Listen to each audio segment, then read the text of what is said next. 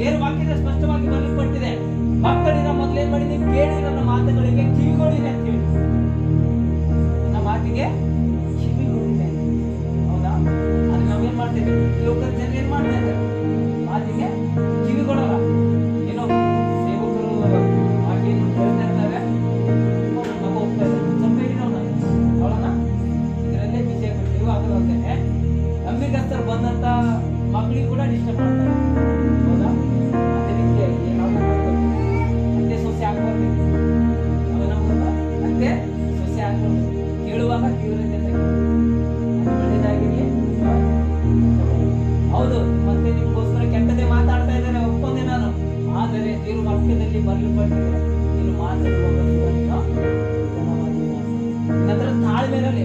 ಕೋಪ ಏನಿದೆ ನಾಶನಕ್ಕೆ ಗುರಿ ಮಾಡುತ್ತೆ. ಕೋಪ ಏನಿದೆ ನಮ್ಮ ನಾಶನಕ್ಕೆ ಗುರಿ ಮಾಡುತ್ತೆ. ನಮ್ಮ ಕೋಪ ಏನ್ ಮಾಡ್ಬೇಕು?